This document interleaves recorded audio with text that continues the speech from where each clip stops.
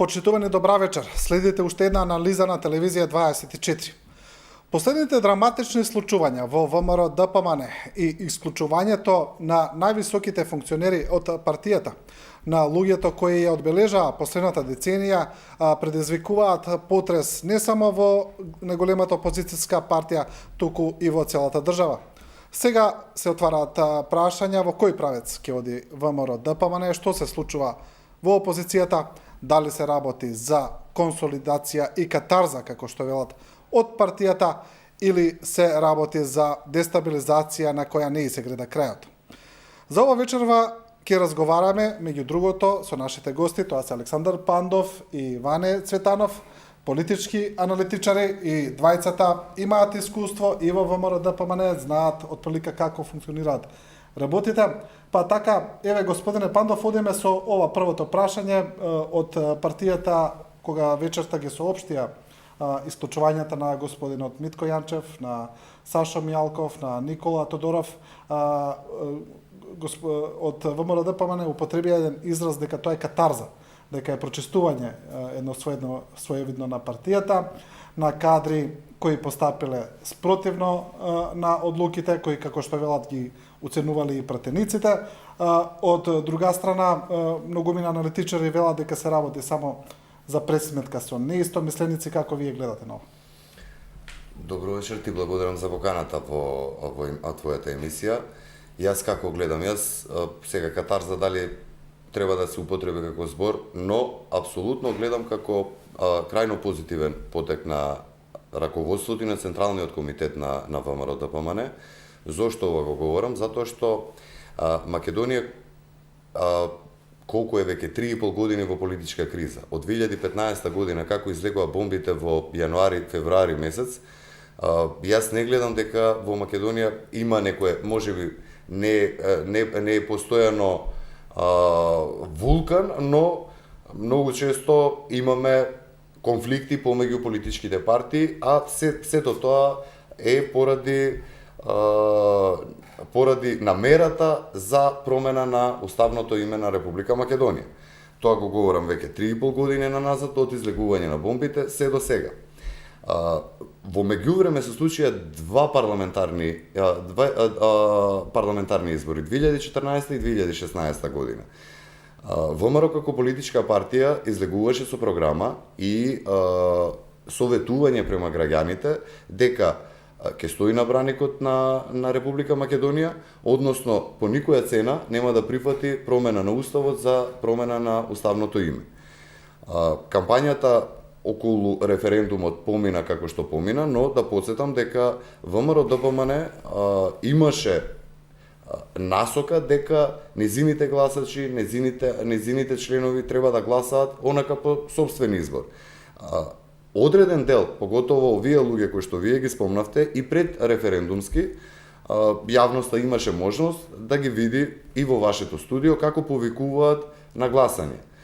Не само што го и излегува на гласање референдумски, јас да не враќам назад дека зашто требаше да се бойкотира и како помина на крајот на криштата тој референдум. Сега, од кога веќе е јасно дека е тој неуспешен референдум и дека граѓаните на Република Македонија, македонскиот народ пред се, јасна порака испрати до оваа власт дека не дава подршка за промена на уставното име и на договорот помеѓу Заев и Ципрас, тие членови не само што повикува и понатака и ги мотивира пратениците јавно зборуваа за тоа дека треба да излезат и не само да излезат на гласање, туку да гласаат за.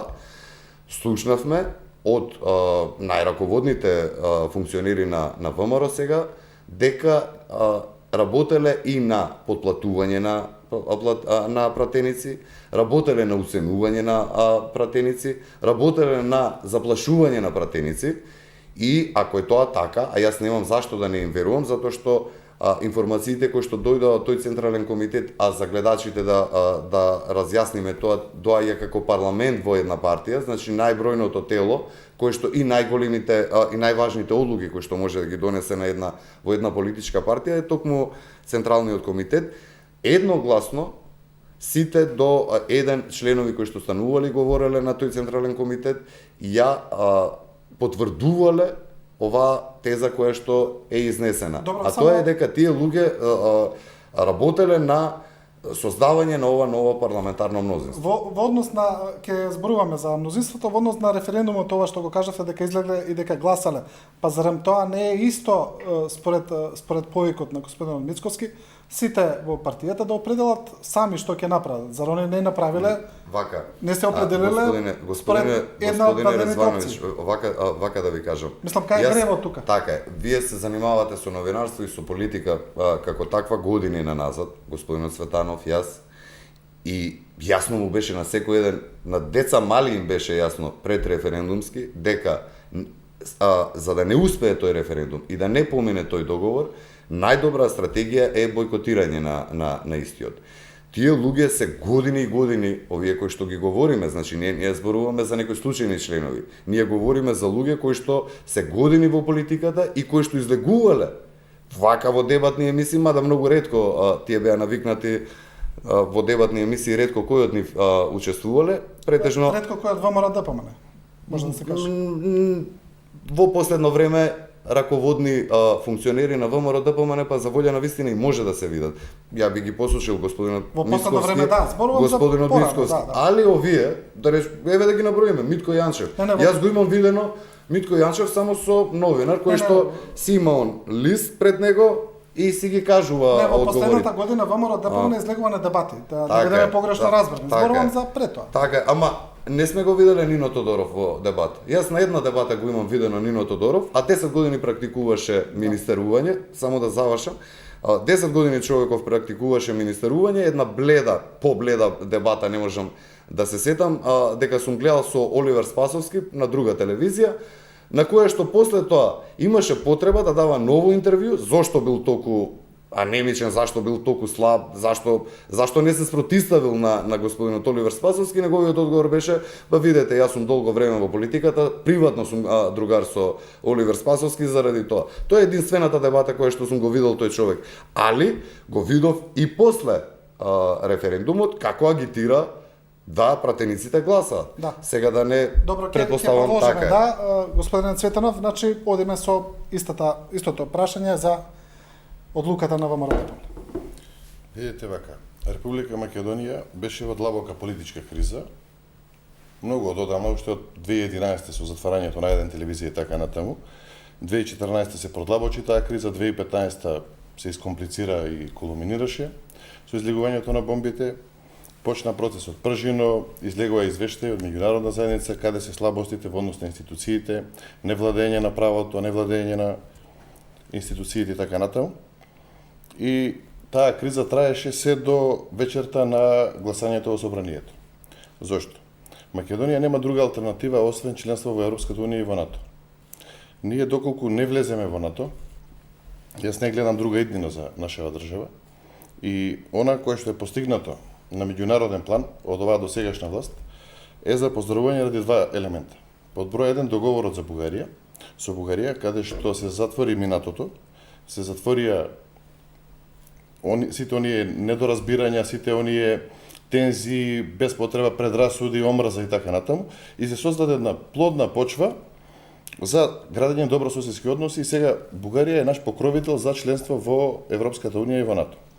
Од друга страна, со договорот со Грција, ние знаеме дека бевме жртва на ембарга, на малтретирање од страна на Грција. Грција секогаш настапуваше премногу остро према Република Македонија. Во 2008 година стави вето за влез во НАТО и така натаму.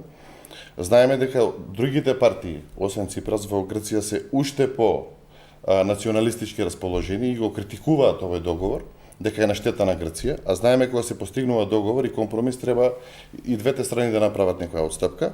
Така да според мене договорот е одличен и добро е што се случи во собранието да се отвори дебата. Мораме да расчистиме на работа. Луѓето кои што беа осудени од страна на ВМРО ДПМН како предавници, отстраните од партијата, и покрај тоа што Мицковски освен за референдумот рече, како што рековте, секој може да гласа по сопствено убедување од граѓаните, а на терен не беше така, туку се следеше кога членовите на ВМРО ДПМН ќе излезе на избори. Истото го повтори за во собранието, даде изјава секој да гласа по сопствено убедување. А после тоа да ги исклучи од партијата пратеници кои што имаат интегритет и кои што добиле некаков легитимитет од граѓаните, само заради тоа што имале различно мислење од партијата. Таква пракса јас немам видено во друга држава да се бркаат луѓе од партија, пратеници, затоа што гласале различно од самиот диктат кој што е даден од врвот на партијата. Значи, постојано сите го велиме, го повторуваме исто дека е потребна демократизација на ВМРО-ДПМНЕ како политичка партија, доколку сака да се консолидира, доколку сака да се постигне таа катарза реално, мора да се случи демократизација во самата партија, да може секој интелектуалец, квалитетен човек да си го каже сопственото мислење, без да се плаши дека ќе добие некакви последици заради тоа што кажал сопствено убедување. Фактот што беа избркани луѓето од партија заради тоа што гласале по сопствено убедување, само потврдува дека се продолжува една иста динамика, ист начин на владење, како што се случуваше и во времето на владење од страна на Никола Груевски. Тоа е едната работа која што мораме да ја посочиме. Во ВМРО-ДПМНЕ, освен пратениците и дел од реформаторите има одлични настапи во однос на европерспективите на нашата држава и дека ние немаме друга алтернатива, колку и да сакаме да ја бараме, не постои. Ова е одличен договор кој што е направен. Според мене, визијата која што ја има Зоран Заев, без разлика дали некој го етикетираат како предавник или не, според мене тоа е новиот и модерниот Гоце Делчев во оваа држава, затоа што тој ги гледа работите 100 години нанапред. Хипотетички. Еве и сега у моментот во собранието само се отвори расправа по амандманите за уставот. Не е променет уставот, не се гласаше за промена на уставот.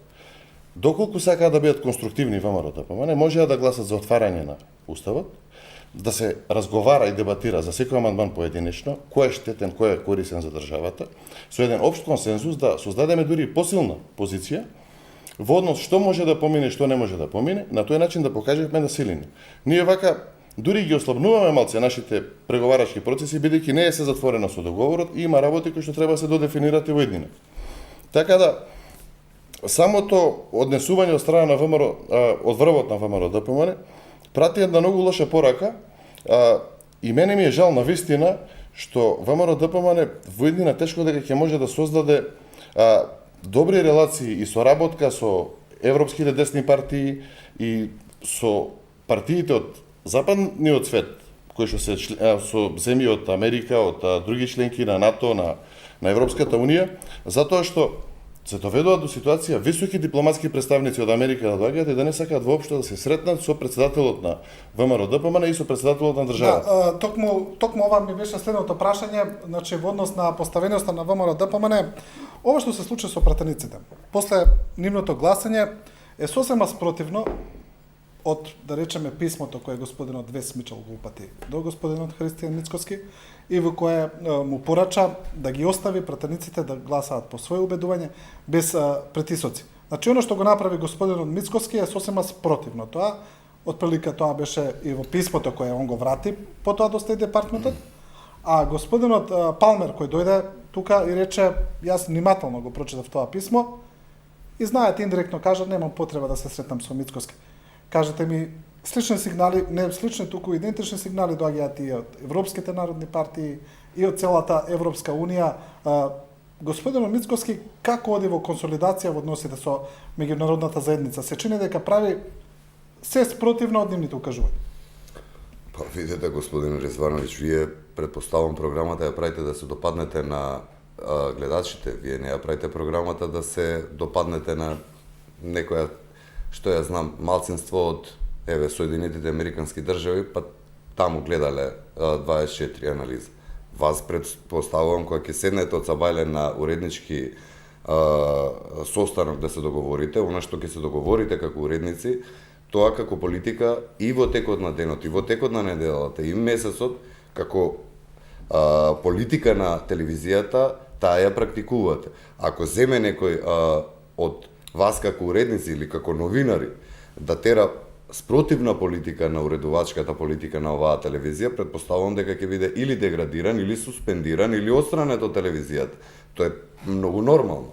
И конечно, зашто ова ви го говорам? Затоа што ВМРО ДПМН е македонска партија и таа е партија која што треба да ги штити македонските национални интереси. Таа партија не е партија за да го штити интересите на Вес Мичел или на Палмер или на кој ти.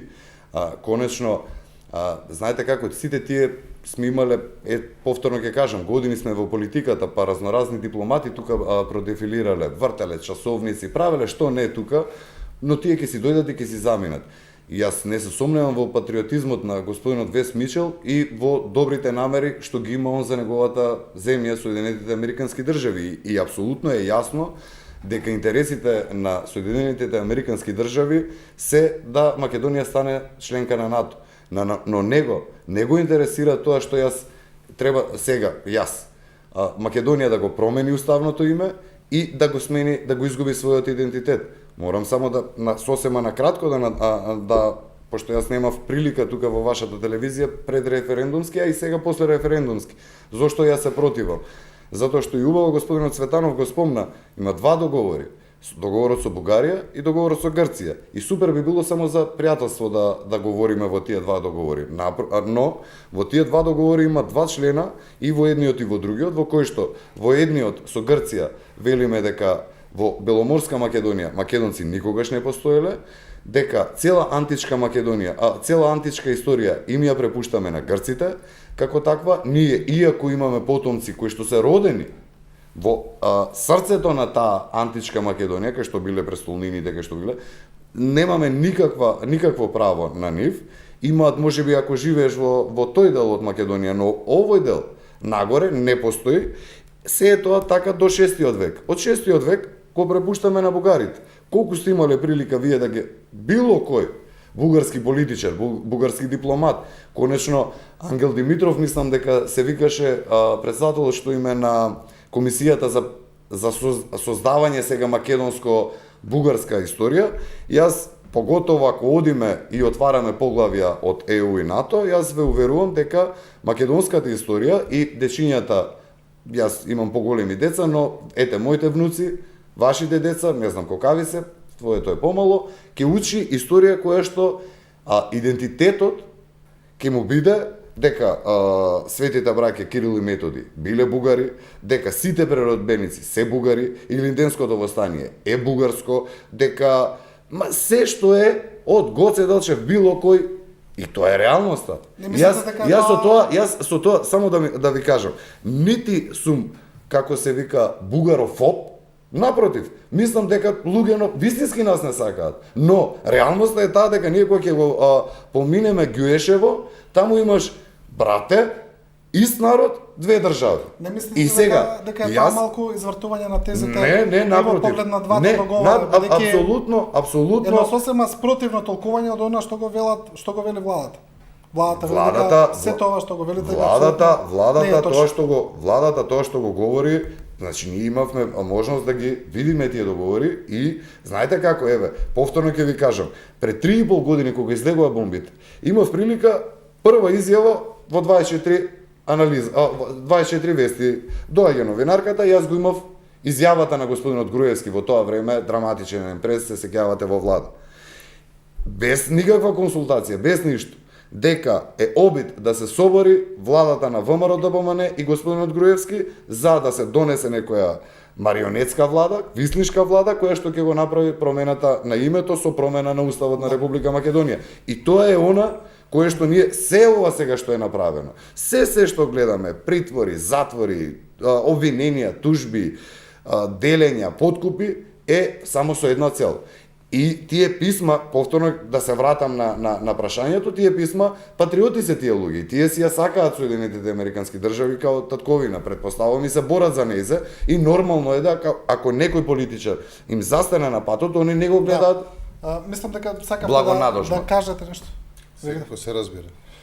Пред се во делот каде што се споменува сега и обвинува сегашната влада за притисоци, апсења, затварање и така натаму, за 27 видовме толпа луѓе кои што влегува и имаше таму обиди за убиства, кршеа глави на пратеници и така натаму. Не, обиди за убиства немаше. Добро, судски процес има презумпција на невиност, да оставиме да со тек на време да излезат на видео на работите, но сите видовме една грда и неубава слика која што не сакаме да ја гледаме во иднина. Нешто кое што не беше убаво. Тоа е едната работа. Втората работа, доколку говориме за патриотизам. Патриотизмот, според мене, е градење на силни институции во државата, кои што ќе создадат услови за владење на правото, секој човек да се чувствува безбедно, секој човек да може да отвори компанија, да може да работи, без да се плаши дека ќе биде уценуван, рекетиран, без да се плаши дека може да биде затворен, заради тоа што кажал поинакво мислење. А додека бев јас во притвор, притворот беше полн, тогаш имаше и рекорд во затворот Чутка. А најголемиот дел луѓе кои што ги запознав внатре беа интелектуалци, бизнисмени, поранешни суди, обвинители, луѓе кои што во тоа време се спротивставиле на желбите на тогашниот председател на ВМРО ДПМН Никола Груевски, како и јас истиот. Значи каде што мене лично ми беа праќани пораки, ти знаеш зашто си, немаш нешто, но пошто многу збореше се најде тука. Тоа по дефиниција се вели авторитарно владење или уште по-ригорозно режим. А сега како се нарекува режимот функционираше, Господин Сведанов, а сега ова моментално исто е, значи по вие дворете, јас не се согласувам што ако вие сте невини, само да дополнам ако може. Во тоа време луѓе оставаа хипотеки, куќи, бизниси и така натаму и молеа за домашен притвор. Имаме случаи каде што луѓе со тешка здравствена состојба, со тешки операции, со скрашеници и така натаму бара и молеа за домашен притвор, не им беше дозволуван. Сега, барем, се виде малку ослободување на судот. Имаме еден синдром, каде што дури судиите се чудат што никој не им се јавува и да им сугерира како да влијат во одредени процеси. Знаете ли како се вршиме мониторинг на судски процеси и гледаме што се случува. Дури сме зачудени од слободата, лабавоста која што терат одредени суди.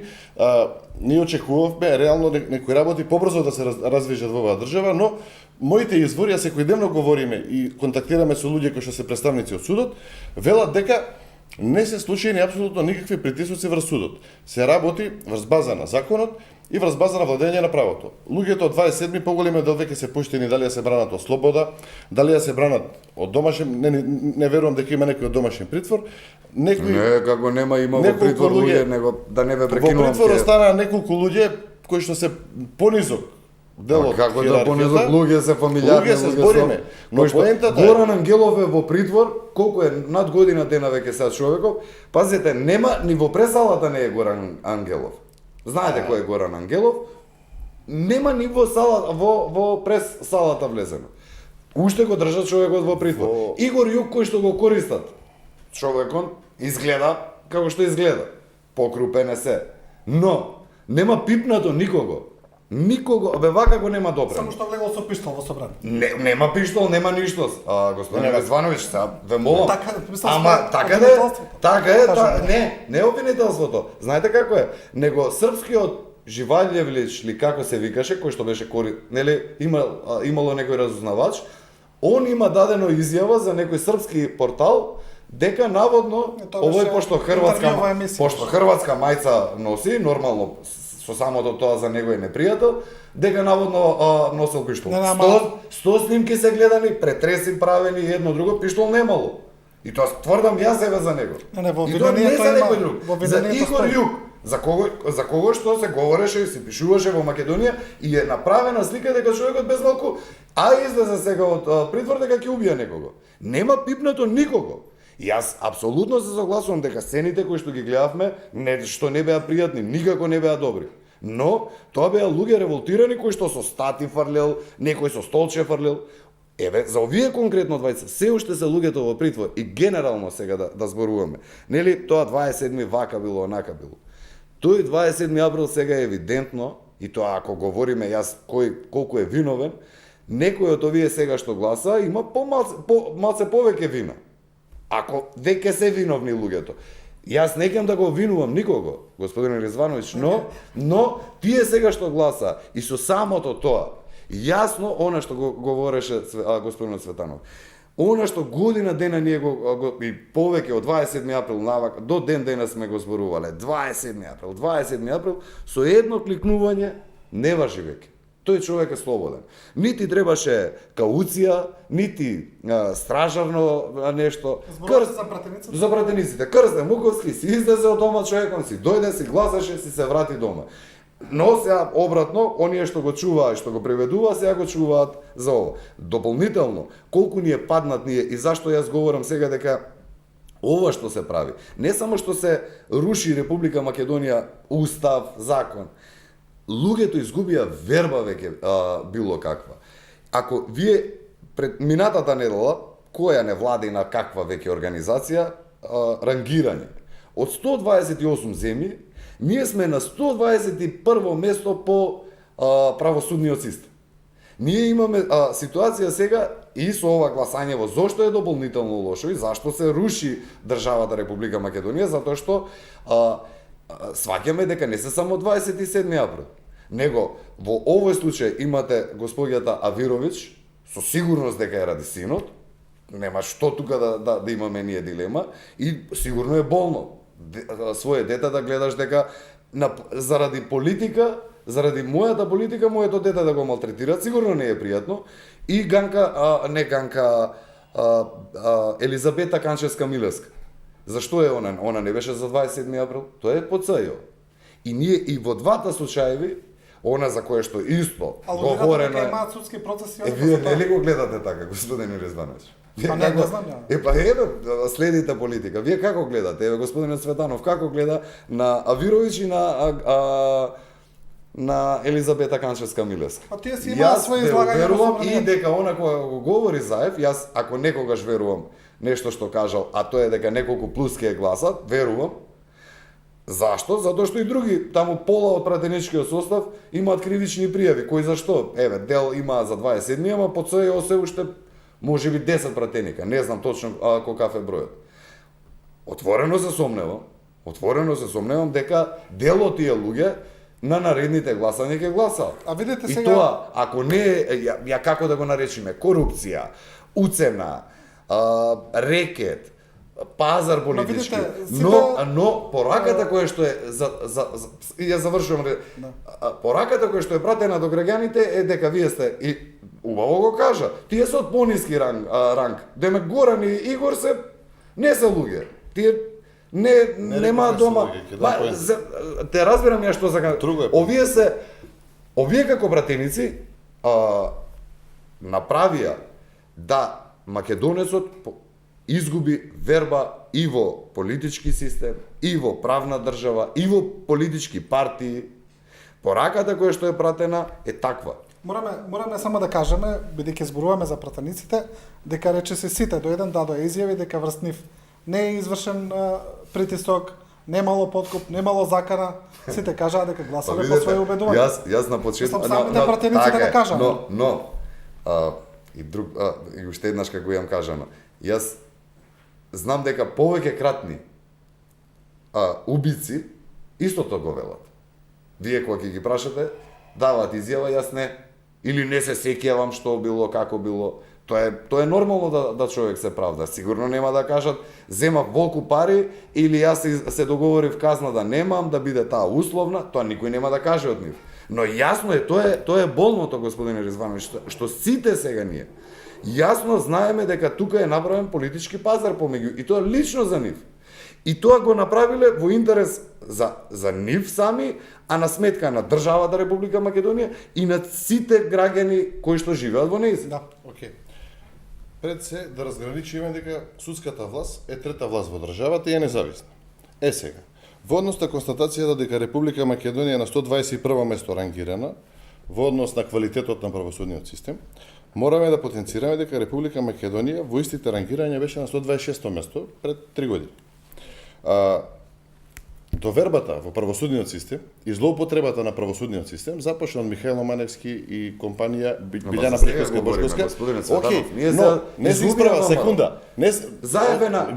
Ве сослушав, не гледате во збор. Сослушајте ме да си го кажам мојот. Да видиме нешто ново ние чекаме. Не, нормално, но нешто што значи систем не се исправа за една година, кое што било уништувано, злоупотребувано 10 години. Да се разбереме. Потребни се системски реформи, законски реформи, веќе има нешто во планот 369 на владата за да се зајакне интегритетот на судскиот систем и така натаму. Да не го забораваме тоа, дека правосудниот систем во Република Македонија е срозен. Второ, Веќе кога ја отворивме дебатата за 27 април и вашата теза во однос на пратениците дека биле предмет на уцена, закана или така натаму, зошто не размислите за една друга алтернатива? Законот за кривична постапка дозволува, има еден елемент што се вели соработник на правдата. Доколку некој соработува со правдата, за да се дојде до организаторот на групата за една грда работа која што и самите рековте не чини, а предпоставуваме дека не им текнало на толпата да влезе туку така, дека можеби постоела организација на пирамидата на многу повисоко ниво, можеби некој од тие луѓе се согласил да биде соработник на правдата па да добие полесен третман. Затоа и реков луѓето кои што се жртви во затворот чутка, можеби имаат можност и време да пресметаат дали биле злоупотребени, изманипулирани, излажани од некого, дека ќе се случува нешто друго во државата и имаат време да си се обратат до органите на прогон, да си кажат реално што се случувало, како се случувало, па можеби да ги видиме и нив за скоро на слобода. Но, организаторите на целата работа за 27 април не би требало, моje лично убедување, да бидат оставени на слобода или амнестирани, затоа што доколку нема одговорност за еден гнасен чин, влегување во собрание, кршење глави на пратеници, една многу града слика. Тоа, ако не се санкционира на некој начин и не се дојде до организаторите, можеби у иднина на секоја партија, дали е опозиција или власт, да и текнува да организира такви начини и да се обидува да влие во политичките процеси со сила. Затоа, за 27 април, работата се уште е во постапка, да оставиме времето да го каже своето. Не, добро, тоа е во постапка, господине Светанов, но јасно ни е на тројцата тука, дека со завршување на гласањето за уставните измени, дека тие луѓе ќе бидат тотално слободни. И тоа јас, еве, го кажувам. Не можеме, Мене ми е. Мораме да ние- почекаме да видиме што ќе се Така случи. е, но Не верувам мене- во тоа. Еве, вие не верувате, но Не јас верувам. сум 100% уверен во Се 100% зависи, уверен, но се зависи од договорот со јас- обвинителството и судот. Договорени се. Договорени Не се, знаеме, околу иако уште се соработници на околу правдата. судиите, уште ова само Ајде. видиш да не изумив прејас. И што е па најболно? И тоа сега ја немам доказ, не можам тука да ви го кажам, но така е. Сега ак мисли како го викаат тој систем, нели, како кој судија да суди. Сега судат оние кои што биле кои што се закачени со што се фатени со разговори. Најчесто, и јас тоа одговорно го тврдам, најчесто судии се поставувани затоа што ги имаат разговорите од тој судија и тоа е дополнително, значи корупција, дополнително тоа е рушење на системот. Го имам јас тој судија, знам со кого разговарал, со кого се гледал, што правел, како правел, за да не одат тие снимки во јавност или на основ на тие снимки да се покренат постапки против тие судии сега судат. Тоа ви го тврдам дека е така. И тоа се жалат, прават едно друго. Ако сака некој судија сега да поднесе оставка, а е таков, не му да се дозволува, затоа што, повторно ќе ви кажам, така им се употребливи. Затоа, господинот Заев и целата таа коалиција, нема правда, нема мир. 2 години беше малтретиран град Скопје. Пола институции беа девастирани со бои, со што не. Токму на тоа прашање, на правда и мир, гледаме дека по срамен пазар, по низок пазар, по недостоинствен пазар на отворена сцена не сме видели. Во кое што на секој еден гледач му е јасно дека тука има нешто што не е во ред. Видите вака, ако е околу судиите сега, плюс уште некое моје мислење, бидејќи како Сдружение на граѓани вршиме мониторинг секој ден, ги следиме состојбите во судовите и така натаму. Под број 1, бројот на унапредени или нови именувани судии не е ни 2% од бројот кој што беше номиниран, именуван, поставен од времето на тефтерчето на Горде, каде што знаеме, слушнавме како се именуваат судии, како се изразува благодарност и како функционираше целата работа. Немаме ни 2% Нема разбравте, промена. на нив, овие им одговараат. Вие да ги сменат овие, нема да имаат такви лојални. Не можат да вршат притисок врз нов судија. Вие сакате да кажете дека има промена од судиите од тефтерчето на Горде, дека наводно смениле страна? Него овие судии сега кои што судат биле офатени со прислушнуваните разговори и за немал дел од нив имаат разговори. Заев, Шекеринска, СЈО. Ако не судат како што треба, тие разговори може да бидат злоупотребени. Видите вака. Тоа е зашто Вие сте нема били сега во промена. судница. Како Не сум бил Јас сум бил. за неосудуване еднаш. Јас сум бил во судница, јас сум живеел во притвор со луѓе кои што оделе на судење. Ова сега што се случува е премногу демократски во однос на времето кога се случува гадните работи. Вака се. Прво, случај шпион, каде што јас бев обвинет, нас не транспортираа со специјалци, со хеликоптери, со хермелини и што се не, од суд до притвор. Излеговме на слобода поголем дел од нас, за жал, имаме човек кој што е у притвор веќе во затвор на права душа и така натаму, но сите кои што се на слобода немат згазено на мравка. Поголем дел не верувам дека имат направено ни сообраќаен прекршок. А нас не третираа како терористи. Следете како се транспортираат луѓе со највисок степен на ризик, диво населје да речеме, ние бевме транспортирани на истиот начин. Околу судиите и начинот на притискање. Во тоа време имаме случај каде што во петок има завршни зборови и судиката вели на одредена група, осумничена немаше ништо во вашиот предмет, во доказната постапка не се потврди аргументите кои што ги даде обвинителството, така да веројатно вторник среда ќе добиете, колку се покрие со притворот, ќе добиете казни. Луѓето се враќаат после изрекување на казните, после читањето, шок. Над 7 години, над 8. Знаете зашто? Влегуваат 20 инспектори од полицијата, на судиката и даваат некаков материјал, кој што оваа менја боја, бидејќи ги дале нешто компрометирачко поврзано со нејзино семејство, не знам, и даваат лист, и оваа чита казни со години, без воопшто да знае како ќе го подкрепи тоа потоа во пресуда. Дали знаете колкав е бројот на такви предмети? Ние имаме преку 50 политички мотивирани процеси за организиран криминал и имаме преку 1000 индивидуални случаи, по еден или по двајца, каде што не е над тројца за организиран криминал, направени во рок од 10 години. Ајде, не мора да е 10 години, ужасот почна од 2011 година, после добивањето на изборите и од апсењето на Љубе Бошковски на театрален начин. Од тогаш почна демонстрацијата на сила и аздисаност на некој начин, покажување на сила, сеење на страв пред граѓаните. Зошто? За да се покаже. И се апсеа луѓе од сите целни групи. Се апсеа цариници, се апсеа доктори, се апсеа разузнавачи, се апсеа од патарините, се апсеа, значи, баш за патарините.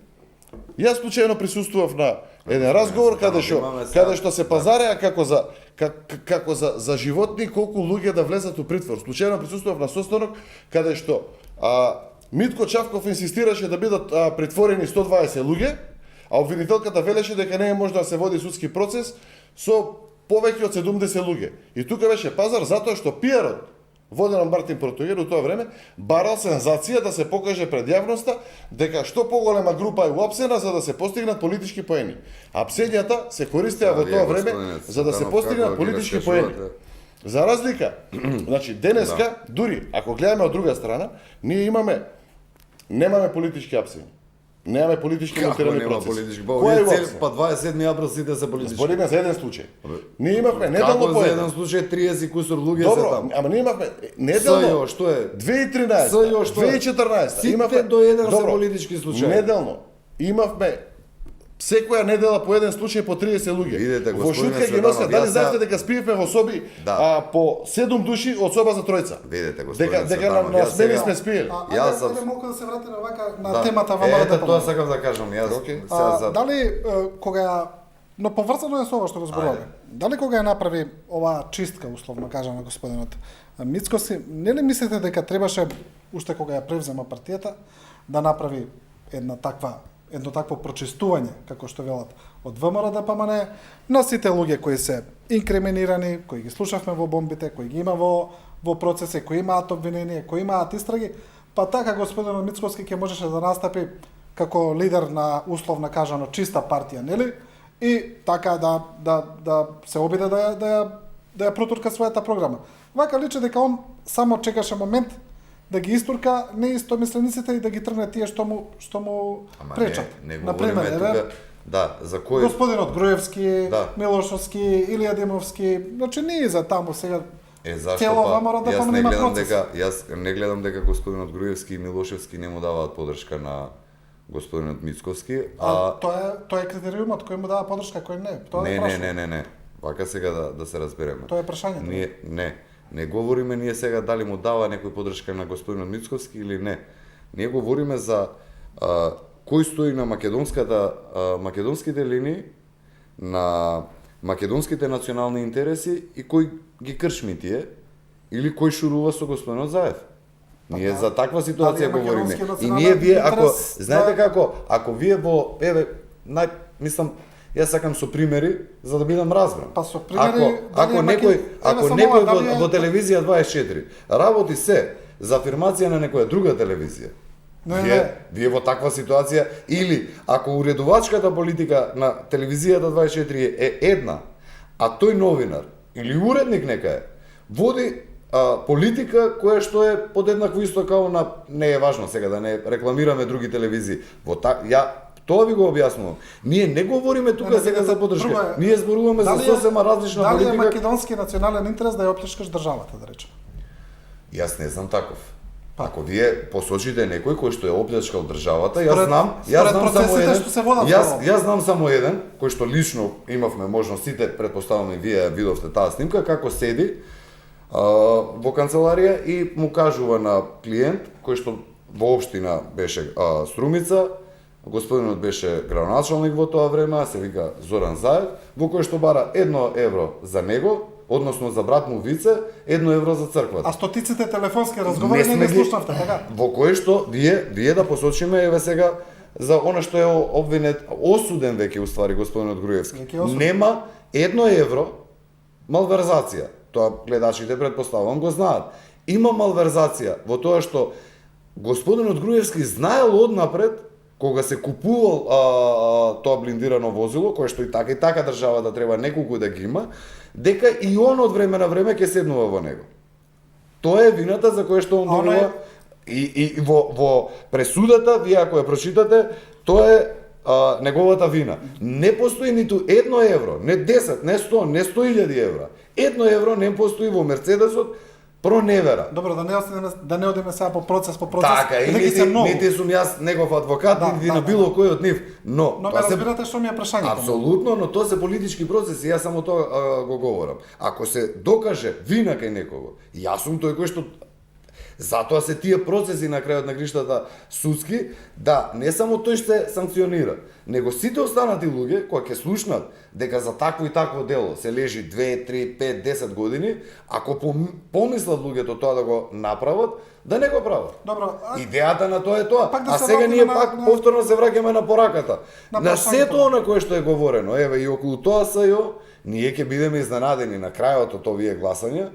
Јас ве уверувам во тоа дека ќе биде така.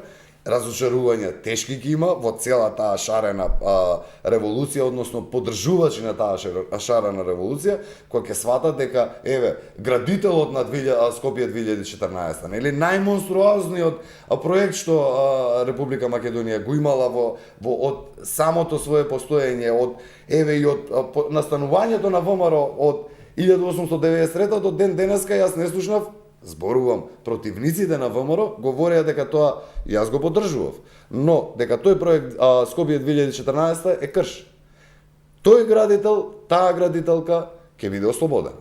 И нема никаква вина. За која зборувате? За министерката која што го градеше тој проект. Она има еден процес за музејот, ми се чини до сега. Нема да има ништо. Нема да има ништо. Добро, вие така цело време тврдите. Нема ја што да тврдам, тоа ќе го потврдам. Тоа ќе го потврди времето, но се повикавте преска на меѓународни избори и невладини организации и така натаму. Сакам пак да се вратиме на оваа тема. На истата тема ми е поентата. Не, прашањето ми е ова. Дали господинот Мицковски ќе може, бидејќи очигледно дека тоа му е намерата, сега да ја продаде приказната, дека ја исчисти ВМРО ДПМН од криминалците, нели? И дека оди понатаму со чисти кади. Во ниеден случај, тоа сега да го кажам. Ама не, само нешто. Он не, ни во еден момент нити јас имам чувство, господин Резвановиќ, дека ВМРО се чистило од криминалци. ВМРО ДПМН се чисти од одредени функционери кои што носеле видни функции, едни од подпредседател, други од член на извршен комитет, да ги немаат тие функции и да кога ќе дојдат кај вас во студио, си говорат како Митко Јанчев и Константин Богданов, а не како член на извршен комитет, и тоа не е криминалец. И тоа, ве молам, јас не го реков за тие двајца, нити за Сашо Мијалков велам и Нино Тодоров дека се криминалци. Но факт е дека тие двајца и тие четворица луѓе се договарале околу процесот на гласање во собранието, за кое што јас и најголем дел од македонската, еве, вие двајца го поддржувате, предпоставам, договорот од Нивица, но најголем дел од македонската јавност, поготово кои што се поддржувачи на ВМРО ДПМН, никако не го поддржуваат. И сега, ако тие работеле на тоа да се реализира тој проект и да се гласа за во собранието, тоа е вината нив. Никој не ги нарече криминалци, јас само за да не видам јас. Во насока, но секако дека постои обид на господинот Мицковски Не, да продаде нема на ни приказна воедно, дека не, еве сега не. партијата се исчисти. Се ичисти и се ичисти уште една работа што сакам да Бидејќи кажам, самите- а тоа е дека тие луѓе, реалноста е таа да носеа баласт. И јас да не подсетувам дека самите го употребија зборот катарза за тоа. така е, дека тој Тодоров во ова студио предпоставам милион пати е наречен министер за смрт. Дека Тамара беше не знам колку месеци, не велам дека бил виновен он, но го раководил министерството кој што тој случај можел да се реши и другачие. Добро, ќе се вратиме бидејќи Околу криминал, сега ако може ја малце да кажа нешто. Ако може. Вака се. Пошто ги следите меѓународните извештаи, Global Financial Integrity напиша колку пари се извадени од Република Македонија во извештај 2013 година. Во Кои се тие сега? Меѓународна организација која што е поврзана со Светска банка и која што мери од која држава колку пари излегуваат. Ќе ги отворите на интернет и ги најдете. Која финансира таа организација? Сега не ви упаѓа во збор. Сорос таа организација. Не од Сорос, не. Што има тоа? Сосема независно. Отворете на интернет, само дозволете да кажам. Не, пошто излегува со извештај некој име глобал, не знам што. Не. Нема врска со Сорос, огромна меѓународна организација која нема врска со Сорос. Добро. Излегува со извештај дека од Република Македонија се вадени милиарди во просек од 500 милиони евра годишно, па понатаму. Сега, ако збориме за криминал, во бомбите слушнавме жутите, слушнавме провизии, слушнавме друго, и тоа да го тргнеме на страна. Еве, прв пат ќе кажам нешто ексклузивно во јавност. Дали знаете кога влегов јас во немилост кај врвот на ВМРО ДПМН? И ова што ќе го кажам сега, сум спремен да го потврдам и на суд. Да ти бидам искрен, Бев- баш се изначи да повикан- посветав Бев повикан на разговор денес и кај не сватив зашто. кај еден многу моќен функционер од првите тројци во ВМРО ДПМН, може ќе се препознае нека ме тужи, во 2009 година и бев замолен како директор на управа спречување перење пари да обезбедам и организирам процес на вадење кеш затоа што партијата имала суфицит дневно од 1 милион до 2 милиона евра, тој кеш да се вади од Република Македонија. Амам бе, милион, Затоа што 2 се милиони. дневно. Стојам за тоа, дневно. Мајко, Со браво. целосно обезбедена логистичка поддршка од дипломатски возила и се што е потребно. Милион, два. Бидејќи се повикав на закони околу 700, и го одбив на 500 културен милиони. начин непристојниот предлог, јас влегов во спиралата на немилост во ВМРО ДПМН. Ова го кажувам јавно, нека повели тој што ќе се препознае, нека ме тужи ако не е така. Така да, ако не се крадело во тоа време и во ВМРО ДПМН, некој ќе градеше држава и ќе зборувавме реално за патриотизам. Зошто не ги напаѓаме првите 2 години од ВМРО ДПМН кога реално имаше обиди да се градат институции? 2006-2008.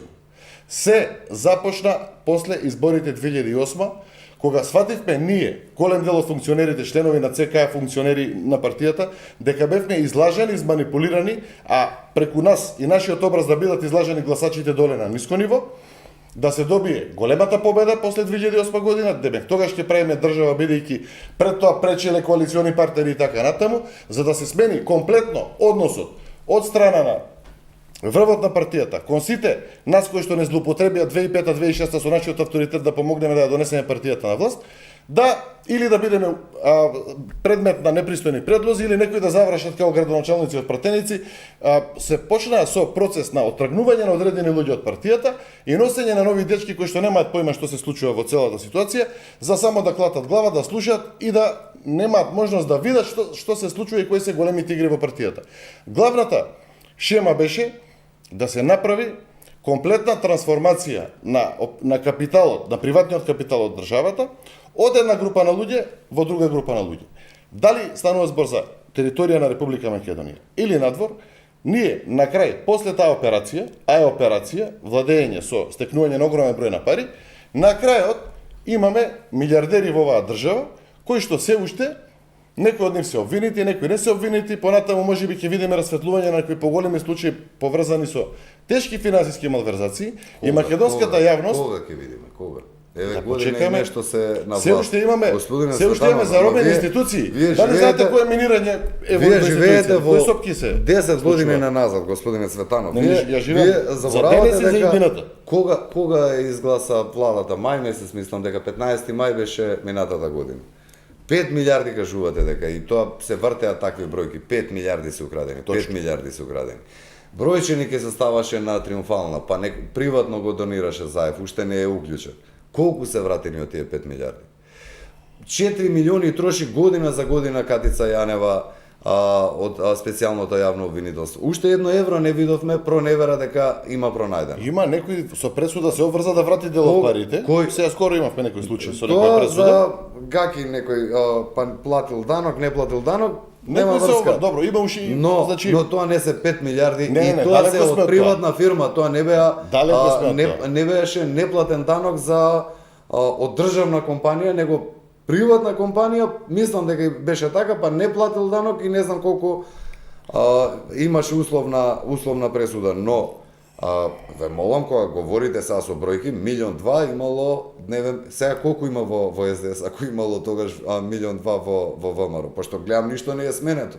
Дури повеќе овие до толку се брутални, ако еве и имало малверзации точно, видете го, буџетот е зголемен за 300-400 милиони евра вие за сега социјална човек помош, кој за позитивни мерки, за промовирање на супер. генерални политики. Вие како Ако е се- зголемен буџет од 300 милиони евра годишно, ако Да. говориме за финансиска политика, значи од некаде е скратено крадењето на 300 милиони евра. Не, Еве ги по напротив, тие милиони евра дневно напротив. што Не. не се крадат, туку се внесени Не, во не, буџетот не. и се делат Господине, кај граѓаните. не. Социјалната помош од нова година ќе биде минимум 200 евра. Само да ви кажам. Значи има X мерки кои што Вие- носат пари. Вие имате сега ситуација во која што Македонија е во над 50% од GDP имаме надворешен долг и тоа е историски највисок надворешен долг Македонија и чекориме кон економско финансиско робство што ќе рече повторно ќе треба да потпишуваме договори со ММФ, со Светска банка.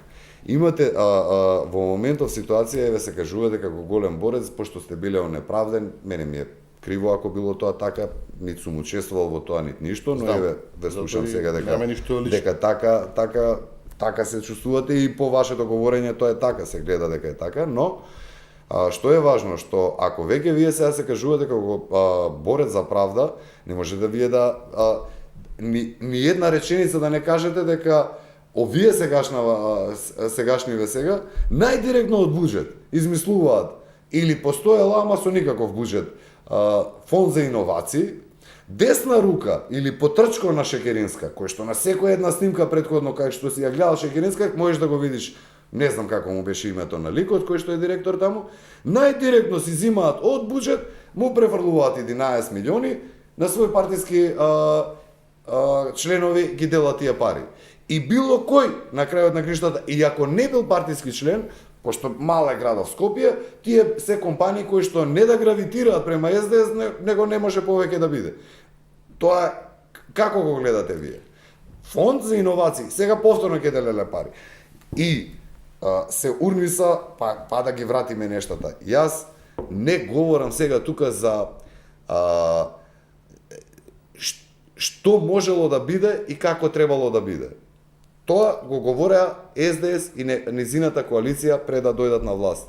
Евидентно е дека тоа што го говореа ништо не е реализирано. Почнувајќи од ветувањата на Заев дека устав нема да се менува, преку 500 евра плата, 100.000 денари на докторите дека ќе зимаат плата, подобрено реформи во правосудниот систем. Ништо немаме да го говориме. Добро ми Реклами? сигнализираат држите, Реклами, да. дека мора да направиме една кратка пауза за реклами. Вие, почитувани гледачи, останете тука, се враќаме за кратко, имаме уште малку од емисијата.